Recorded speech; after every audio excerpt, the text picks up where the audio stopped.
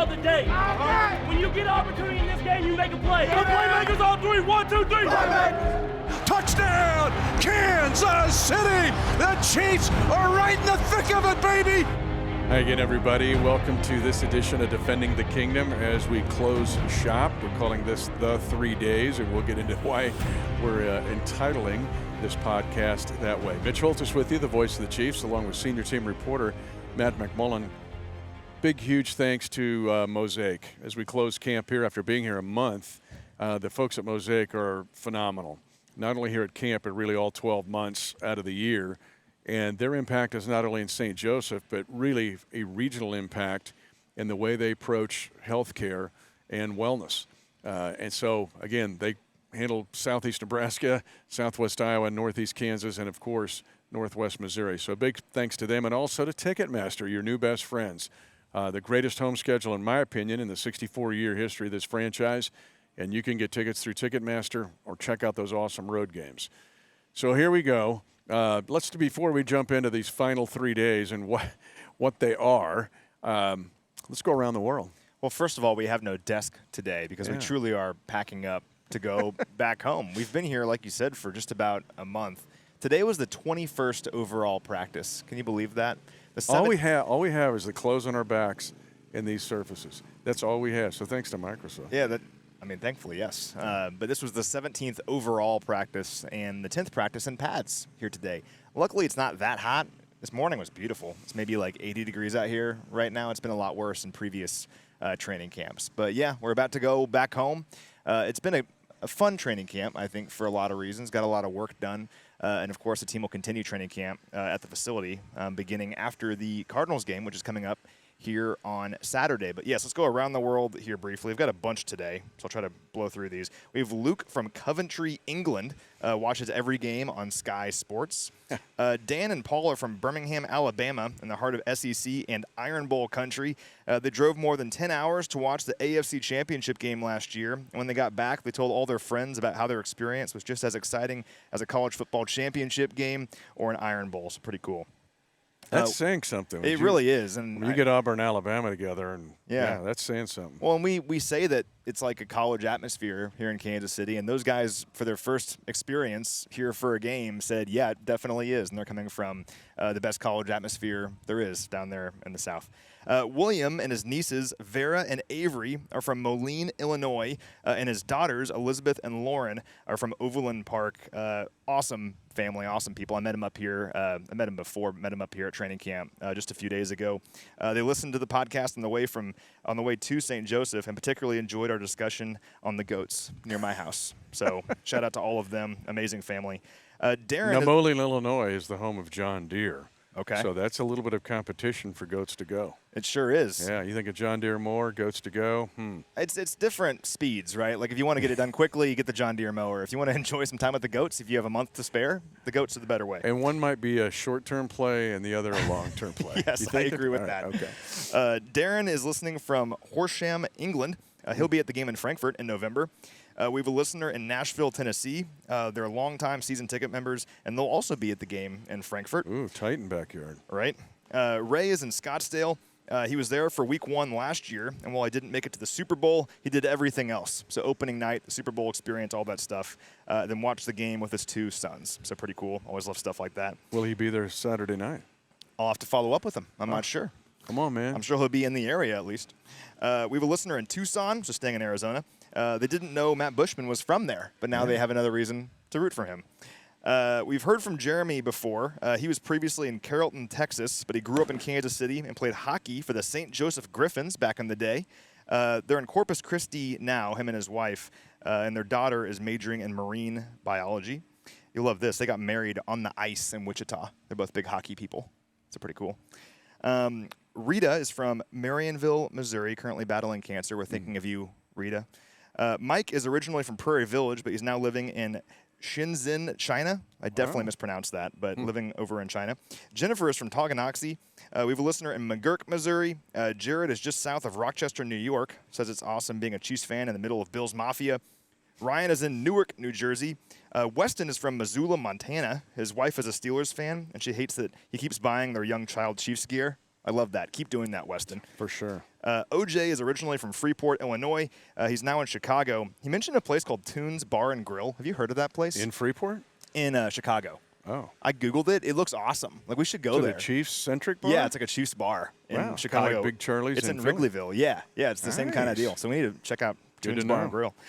Gregory's from Kansas City, but he now lives in Houston. His late father took him to see the Chiefs play at Old Municipal Stadium.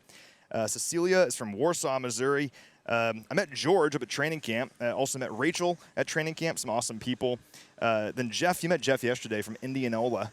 Home of the Simpson Storm. Iowa, yeah, just south of Des Moines. And then also, of course, Marissa is one of our communications interns here. She's from Michigan. She listens to the podcast and asked for a shout-out today as well. So Is she going to NFL Films soon? it sounds like it, yeah. Sounds like she came from NFL Films and she's going back there, but Marissa's awesome. She's a good one, man. Yeah. Good spirit. Can I go back to Freeport, Illinois? Please do. You know I like high school nicknames. That's an understatement. Yeah, I think this one is, correct me, Kingdomites, Kingdom Defenders, if I'm wrong. I think they're the Freeport Pretzels. No, they are. So he actually mentioned in his comment the Mighty Pretzels. Okay. It's like a pretzel capital of the world. Yeah, so here, when the pretzels come on the field, man, it's the Fighting Freeport Pretzels. love Nothing it. like a mean pretzel to get after you. Pretty hungry. We haven't had lunch yet. I'm dying. All right. Yeah. So nice spin around the world. Yep. Talk about a spin. It's spinning back into these 3 days that we're in the middle of the 3. Tomorrow, as we post this, it'll be the final practice here in St. Joseph. But these 3 days, again, I talk about camping sequentially. Go back, it's the on-ramp, there's the dog days, and then there's these 3 days. And I just chatted with Coach about this. These 3 days are a huge test, not just physically, but mentally and emotionally, because they leave this. This is a bubble, really. Yeah. And you leave this to go play a preseason game. And you're thinking, all right, like we're done, let's move. No, you come back for these 3 days. And Coach does not let up. Like, these have been 2 padded practices. Today was live for a lot of it. It's a red zone, goal line, live, let's go, let's tackle dudes and take them all the way down like it was a game. And so Coach sees it as a test of how even the veterans, how they handle it coming back here for these 3 days. Do they keep concentration? Can they take what happened in the game and improve on it these 3 days and into the second preseason game in the Cardinals? Hopefully you Kingdom Defenders, Matt and I have educated you that there are no wasted days by Coach Reed, no wasted time. But these 3 days are unique more than any 3 days out of the year because of the test that it gives these guys. Yeah, it's tough really for 2 main reasons, physically and then mentally. So if you think about the schedule, like you said, we're up here every single day in a bubble where it's virtually Groundhog Day. Like, you and I forget the day of the week often because it's just the practice schedule. It's like, are we practicing or are we not? Are they in pads today? Are they not?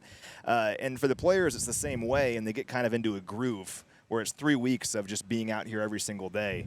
But when you go through the whole game day experience, it kind of throws a wrench in that because we practiced on Friday. It was a 10-10-10 lighter practice. But then we flew to New Orleans on Saturday, had the game on Sunday, and then there was a player day off on Monday. But then all of a sudden, you come back for 3 more days up here in St. Joe. And the first 2 days, so yesterday and now today, which is Wednesday, are padded practices. So on one end, that's physically demanding because a lot of these guys played significant snaps in that game against the Saints. Then they come back out here in the heat and have to put the pads on and have live practices, right? But really the most important thing, I think, is the retention aspect. So if you talk to Coach Reed about how he does this schedule, a lot of times, like earlier in camp, you'll have 3 or 4 padded days in a row, and then a lighter 10-10-10 day, which is basically a mental day. They're not wearing pads on those practices. And then they have an off day. But when they come back, they're back in pads typically, and Coach Reed always says, I'm looking for retention.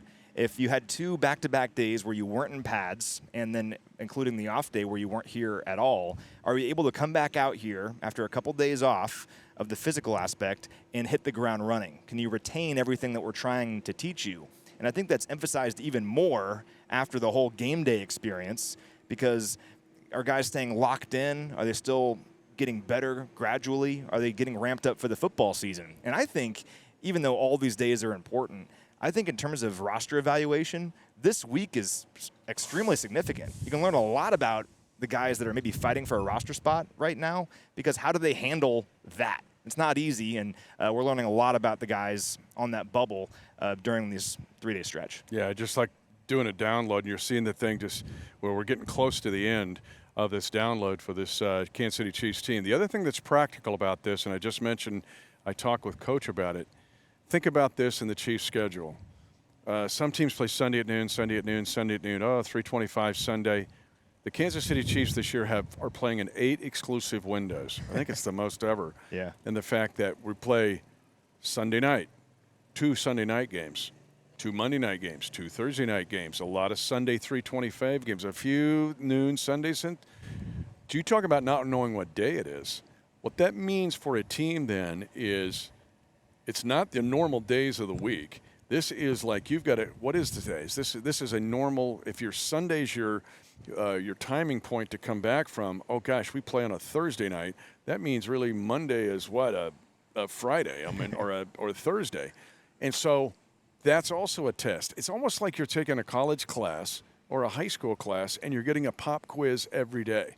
So the pop quiz here, handling it mentally and physically like we're talking about, but also understanding for the Kansas City Chiefs right now, it's really interesting in the 17 weeks, because you're going to Germany as well, no week is the same. Yeah. And you have to train a team to be able to react to that. Yeah, we're going to Germany where we'll play at 8:30 in the morning Central Time, so that's an exclusive window. And we also play on Christmas against the Raiders at home. That's an exclusive window. So that's the funny thing is 8 times this year, no matter where you are in the country, the Chiefs will be the game on TV. So you're right. You have to train your body to not be only prepared for those Sunday noon games because we only play like 2 of those. When other teams in the NFL, maybe that aren't so good, kind of know their schedule every single week. We dealt with this last year too, though. I mean, the first 5 or 6 games of the year, I think were all in different time slots, weren't they? Yeah. So the guys that have been here kind of understand that. But I don't think that had happened either in NFL history. I don't think so. Yeah. And now we're going to basically do it again here. But Mike Morganzi, the Chiefs' assistant general manager, just spoke to the media. He pointed this out. There's 37 new players on the roster this year that were not on the roster at all last season. So while Patrick Mahomes, Travis Kelce, those guys kind of get it, for the newer players, and particularly the rookies, you have to kind of train your mind to understand my routine is whatever Coach Reed and the coaching staff says my routine is. I can't just get into a routine based on the days of the week or when games typically are, because for the Chiefs, it's very abnormal. As we close here, we'll just touch on the Saints game quickly and quickly what we saw in these 2 of these 3 days so far, and then get into the Cardinals game really quickly here. But some encouraging signs in the Saints game. The wide receiver position. Fans have been just scouring over this all throughout the spring and summer. In this camp, there are 13 wide receivers. We went over that in the last podcast, and with Kadarius Toney being injured. But yesterday, there were 3 more guys that went down. Now, the good news is Justin Ross came back to practice today. So did Amir Smith-Marset. But Nico Remigio and Kadarius Toney remain to be out. So that's one thing, but it was very encouraging because 8 guys in that game against the Saints had double-digit yardage, at least on a single catch. And there were some really encouraging things. It's the kind of game where, yeah, the Chiefs lost, and they lost in kind of devastating fashion, where if that was a regular season game, I think you and I would have our hands on our knees or something. But the end result doesn't matter. We saw some really great stuff in that game. And almost more importantly, there's things that the Chiefs can learn from and work on from the game, because you have to put things on tape and do them against an opponent to see how they work, and then, okay, how do we tinker things? How do we get a little bit better based on how things played out against the Saints? Keep in mind, they're not game planning for that game at all. They're not targeting the Saints defensively or the other way around and saying this is what we can really take advantage of with this team. They're not doing any of that. It's just basically a live opponent is all it is. So the final score doesn't matter. It's just a matter of getting work in, and they got plenty of work in. And we saw good things. You mentioned Remigio. It's too bad he dislocated his shoulder here a few days ago, because he was one of the stars of that game. He had 4 catches for 71 yards. Hopefully he can get back here soon. Richie James, though, was one that I'm very excited about. Richie's a player that steadily over time we've gotten more and more encouraged by, just by what we've seen during training camp, and he carried that over into the game. I mean, 2 catches for 44 yards and a touchdown. The offense was kind of struggling for a while to start the game, and that huge connection between Blaine Gabbert and Richie James kind of got things going. And we can see that kind of stuff translating to the season, I think. I mean, Richie had another really great practice here today. He had one play where it was a short route, catches the ball, stops on a dime. The defender goes flying by him, and then he changes direction and runs in for the touchdown. So I think we're going to see Richie help this team in a lot of different ways, but it was great seeing that classic deep speed down the sideline from him as well. And Shane Buechele was just solid with his opportunity, 11 of 18 for 155 yards and 2 touchdowns. When you're a player like Shane trying to make this roster, trying to show that you belong, I think he put his best foot forward in that game and did some great things. And defensively, Drew Tranquil is a player that we're very excited about. We've talked about him ever since he signed here way back in March. Great to see him get 5 tackles and a sack. Such a versatile player who's going to help us in a bunch of different ways, and we already saw that against the Saints. I'm glad you mentioned Richie James because he, to me, becomes the valedictorian of this podcast because of how he has attacked these last 2 days. So Coach said to me as well, he's consistency along with the test. Richie James came out here and dominated in many ways the last 2 days in practice, and again, 2 very difficult days. Richie James and Coach Reed, all throughout his 25 years as being a head coach, has always kind of had a guy like Richie James. Thinking of Jason Avant, even Greg Lewis, former Chiefs assistant, Byron Pringle fit that role. There's a lot of things Richie James can do to help this team win games. We'll close it out this way in things to work on. And one is the defensive line against the Arizona Cardinals. And I'll just put that whole first-team defense out there. To see the Saints go 12 plays and 80 yards, convert third downs, the Saints were kind of doing whatever they wanted to do. The Chiefs defensively want to see a lot more in this game against the Cardinals. Yeah, you'd hope so, and that's just part of getting ready for the football season is you want to see these guys get better and better every single week.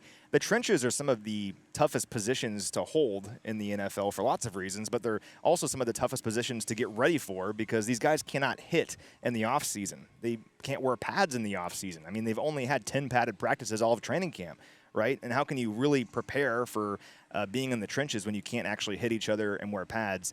We feel really good about the talent on this defensive front. Just a matter of going out there and meshing together and doing it. And players like George Karlaftis, who has had a great training camp, I'm hoping he can have a big game against the Cardinals, depending on how much he plays. And Felix Enudike-Uzama, as well as a player that I'm definitely looking to hopefully have a big game against the Cardinals. It's hard being a rookie in the NFL, and it's particularly hard being a rookie in the trenches. I think we've seen some good signs from Felix here in recent weeks, and I'd love to see him have a big game as well. Yeah, we'll close this way. And again, Coach talked about tempo, and you'd mentioned it in a conversation you and I had, and Coach just mentioned it once again to me, is the fact that coming out with a tempo in this game against the Cardinals. The Saints, quite honestly, came out with their hair on fire, let's be honest, on offense. And so the Chiefs want to do something similar like that against the Arizona Cardinals. Big thanks to Mosaic for making this possible throughout training camp, and also to Ticketmaster. Check them out. And I love what we're doing with the Chiefs worldwide, so to speak. That's kind of fun of what we're doing there, because a lot of you, of course, join us as Kingdom Defenders, we know, throughout the world. But just we'll close it out this way. Your thoughts overall on this camp as we shut down? Yeah, well, the biggest thing with training camp, in my mind, aside from just getting better and better every day and progressing, is avoiding injuries, right? And there's been some injuries in this camp, but I don't think anything catastrophic. I think we're expecting just about everyone to be back at some point relatively early. I hate losing Jody Fortson to injured reserve for the year. I love Jody as a player and as a person. That's a bummer, but I know Jody will be back better than ever next season. But other than that, the Chiefs have gotten through this camp relatively healthy, all things considered. Nothing where guys are going to be out for long periods of time, and that's the number one goal. And also just hopefully continuing to build here over the next several weeks. Camp is a grind. I think all of these players deserve to be commended for making it through training camp. It is not easy. You hear time and time again that Coach Reed's training camps are the hardest camps in the NFL. Why are they hard? Because he gets you ready for the season. We'll be playing a football game here against the Detroit Lions in 3 weeks, which is hard to believe, but I think you and I watching practices way back in May, we've seen so much progress made just in a matter of months. You can't stop, though. Have to keep making that progress, and the next step is against the Cardinals on Saturday night. It's just a preseason game, but this is always the game where the starters kind of play the most, is what we're guessing. Patrick Mahomes played 2 series in last year's second preseason game. We'll see how much they play this time around, but no injuries is my hope, and then secondly, just continued growth from the guys. So we'll close it up from here in St. Joseph. Just know this, if the Chiefs have the season we all want them to have and be a repeat Super Bowl champion for the first time in 2 decades, don't overlook something very small. These 3 last days in St. Joseph and the tests that are given to these players of this Kansas City Chiefs team in these 3 days in specific. He's Matt McMullen. I'm Mitch Holthus, voice of the Chiefs. We'll come at you again, but we'll be back home to do it the next time. 10, 5, touchdown! Lock it